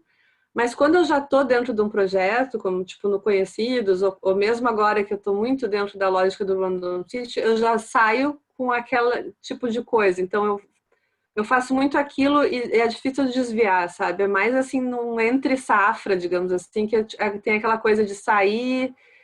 E às vezes eu nem fotografo, mas daí a ideia surge, daí eu vou voltar então e fazer, sabe? Eu não sou uma pessoa que tem muito arquivo, assim. Não sou mesmo. Steve, só para te agradecer, é super legal o teu trabalho sempre, né? Desde sempre acompanho. Bem legal a fala também, né? Acompanhar o trabalho e te ver falando foi muito legal. Ai, que Obrigado. bom, obrigada. Tem mais uma pergunta no chat ali da. Não, Agora não tá. Ah, tem duas, na verdade. Da Ana Lúcia primeiro e depois do Alex. Tu quer ler ali? Eu leio pra ti, tu lê. Tá, a Ana Lúcia fala que ela pesquisa sobre as pichações de Porto Alegre e se... que eu falo nas ruínas instantâneas, né? Sabe que eu nunca parei muito para pesquisar sobre pichação em si. Então, ela pergunta se eu já pensei sobre isso, né? Não, eu não tenho muito pensamento sobre isso. Acho que é um campo super interessante, mas nunca desencadeou para mim assim nenhum trabalho nessa linha. E a pergunta do Alex, ele pergunta o processo de argumento dos trabalhos. Quando, por exemplo, você relacionou os flanésios à constância, você pesquisa antes ou depois? E se a pesquisa vem depois, quando ela influencia em buscar novas imagens ou refazer o trabalho? A pesquisa, para mim, vem depois. Inclusive, assim, eu tenho pensado muito que refletir sobre o processo criativo, porque me interessa, assim, pensar como cada lugar... Isso é uma coisa que eu tenho pensado muito, assim, como cada lugar me faz trabalhar de um jeito diferente. Então, eu acho que isso acaba sendo um material interessante para pensar o urbanismo por tabela, porque por alguma característica daquela cidade eu trabalhei daquela forma. E, de fato, algumas coisas que eu fiz, depois eu fui encontrar confirmação em teorias que estão aí. Então, esse pensamento para mim, vem muito depois. Mas claro que a gente vai criando um ferramental, assim, à medida que tu já conhece uns artistas, né? Que nem no caso aquele do Conhecidos de Vista, que era um projeto que eu estava fazendo dentro do mestrado, eu logo relacionei com o Marta Clark, e para mim ele partiu quase que de uma citação dele, embora possa ser uma coisa muito da minha cabeça, porque são trabalhos de naturezas muito diferentes, mas para mim aquele caso ali eu acho que é uma coisa que veio primeiro. Os outros todos são pensamentos que vêm depois, essa coisa tipo do Constant, de pensar que eu estou fazendo postais para o Constant, é uma viagem minha totalmente de agora com o trabalho em evolução. E eu não acho que eu vá mudar o trabalho em si, mas eu acho que é mais uma reflexão que acaba surgindo, sabe? Mas não quer dizer que em algum momento também não vá acontecer isso, né? Que vai de fato causar uma mudança, mas por enquanto eu acho que é só reflexão mesmo. E esse argumento, assim, é mais uma coisa que eu não uso, assim, por exemplo, se eu vou escrever o projeto em algum lugar, ou se eu ponho no meu portfólio, isso é mais uma coisa aqui que a gente está falando entre gente que também estuda, então que eu acho interessante fazer essas relações, mas normalmente eu não uso isso como um argumento de defesa, até porque me interessa muito que o trabalho atinja um público leigo, então eu não gosto de, como defesa ou argumentação do trabalho, ir para um lado mais intelectual, ou mais muito dentro da autorreferente da arte, sabe?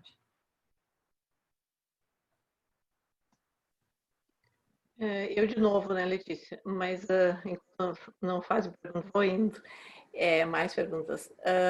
Eu notei, assim, nesses trabalhos que tu fazes a edição, né, de vários de imagens para os edifícios, é quase algo assim que beira um monocromatismo, né, em termos de imagens, não tem prédios muito coloridos, né? Se a gente pega, por exemplo, as regiões da Itália, claro, não fui lá para fazer isso, mas parece que tu tem que também dá uma impressão de uma luz baixa, assim, ou quase um monocromatismo.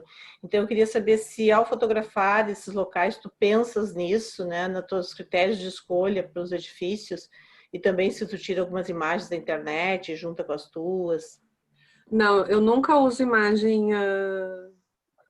Eu sempre, assim, isso para mim é uma regra bem importante, assim, tudo é imagem feita por mim, porque para mim é importante a experiência de ter realizado aquela imagem, assim, mesmo que isso não apareça, mas para mim, como processo, eu tenho que ter feito. Não consigo, até já pensei, até, tipo, agora, em quarentena, vou me apropriar, vou andar pelo Google Maps, não consigo. Antes já tinha tentado, não consigo. Então, para mim, é importante fazer. E isso é um aprendizado da cor que foi também acontecendo aos poucos, assim.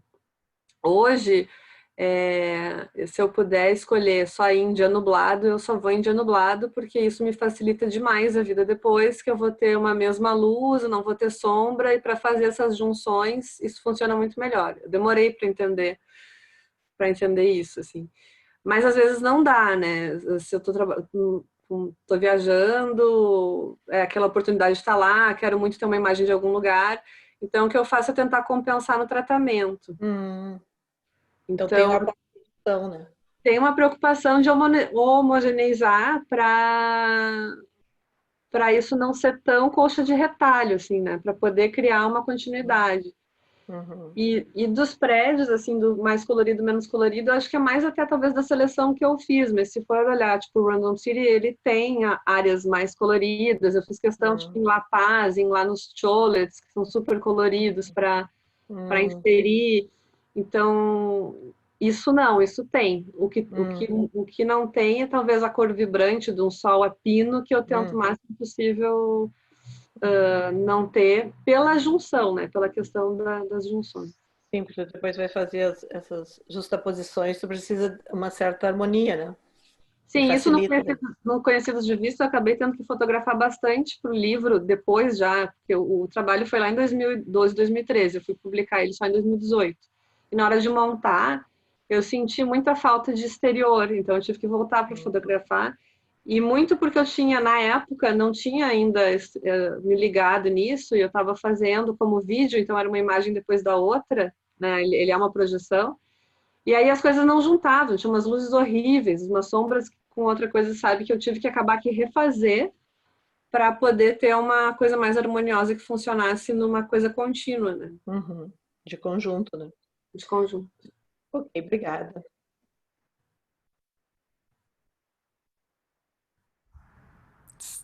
Estamos nos encaminhando para o final. Se alguém tiver mais perguntas, este é o momento. Silêncio. Silêncio, hora do silêncio. Essa voz também, hein, Léo? Pois é, eu tenho... Eu vou cantar daqui a pouco.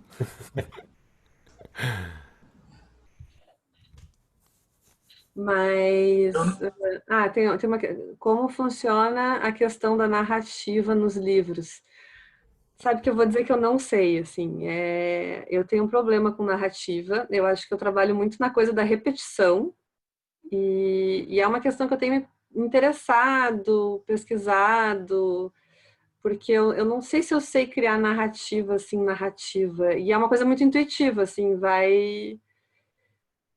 eu vou montando conforme eu acho que está funcionando, mas não tem um pensamento mais objetivo para criar, assim. Eu tenho realmente dificuldade, acho que, de entender muito a questão da narrativa. Então, ele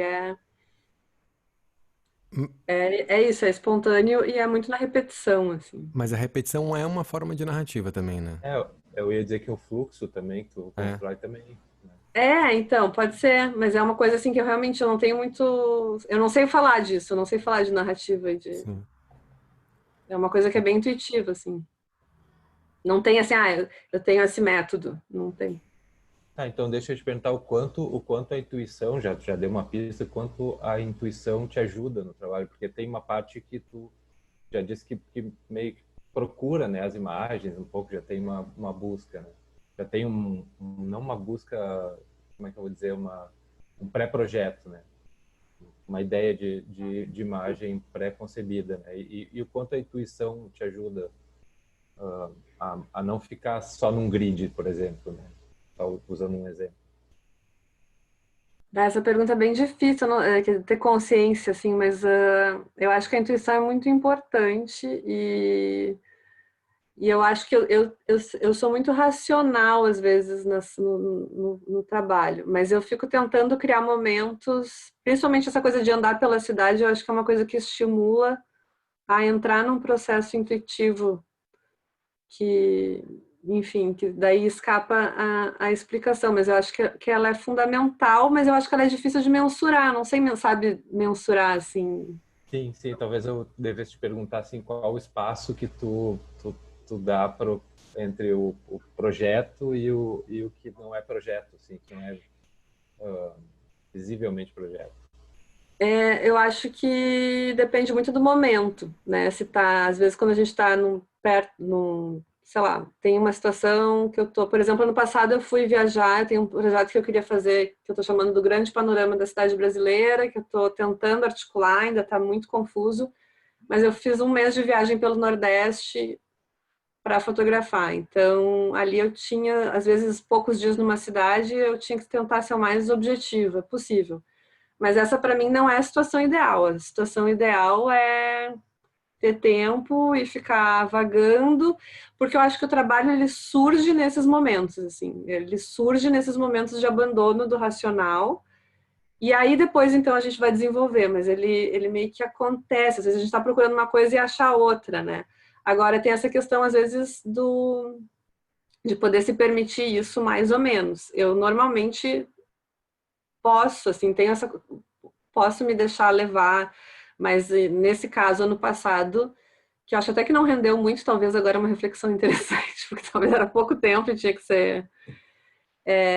Aí eu ia bem objetiva, assim, mas também, mesmo indo, o que era ir bem objetivo? Era um trabalho que eu queria caminhar por diferentes cidades e bem objetiva era dizer, eu vou caminhar hoje o dia inteiro nessa cidade, mas enquanto eu estou caminhando, invariavelmente eu vou em alguns momentos desligar, né?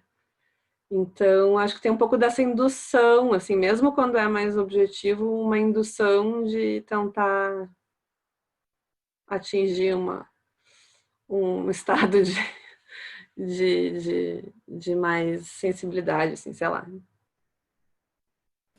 Eu queria acrescentar que eu acho que intuição é um método, né, também.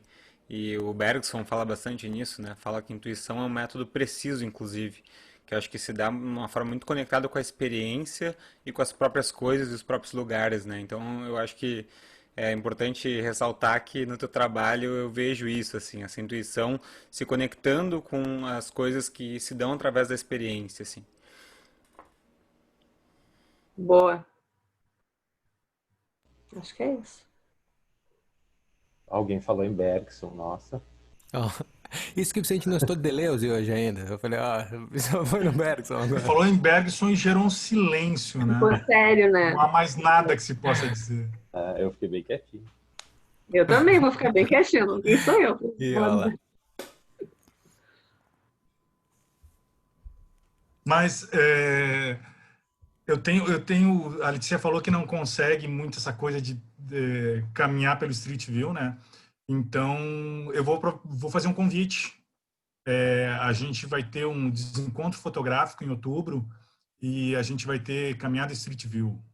Então, Oba, vou experimentar, então. Quem sabe eu aprendo. A gente também. A gente tá propondo, mas a gente não fez ainda, não. Vai ser divertido. A Cerise vai participar, ela falou que bom. Aí a gente vai mandando convites. Aliás, para quem também não nos conhece, tem a página ali da Planta, ex-Planta Barra, agora Planta Estudos Visuais. A gente vai explicar isso em breve também nas redes e tudo. Aí sigam ali no Instagram e a gente também vai postando as próximas atividades que serão feitas. Letícia, eu acho que tá chegando perto das 2 horas, que é o máximo do FAQ, né? Acho que é isso, gente. Mais uma vez, muito obrigada a presença de todo mundo e brigadíssimo para a Planta Barra por me acompanhar nessa empreitada, por não me deixar só. Planta Barra não, Planta Estudos Visuais. Não consigo mudar essa. Tudo, é que ficou longo também, o Raul pediu ele, agora eu botei o @Planta Estudos Visuais no Instagram. Tá tudo muito Léo, grande. tô curiosa para saber o que é, como é que foi essa A mudança. mudança, a gente vai passar a ser só planta agora, que são os estudos visuais, e concentrar num site que tá ficando pronto também, muitas coisas que vêm aí pelos próximos dias, semanas, e a gente vai informando. Ok, depois divulga. Pode deixar. Muito obrigado então pela presença de todos e todas. Letícia, valeu, foi ótima aula, obrigado por tudo. E eu já te mando a gravação depois, então. Tá bom, obrigada. Tchau, gente, Então valeu, tá, muito pessoal. obrigado. Até Valeu, mais. Class. Obrigado. Valeu.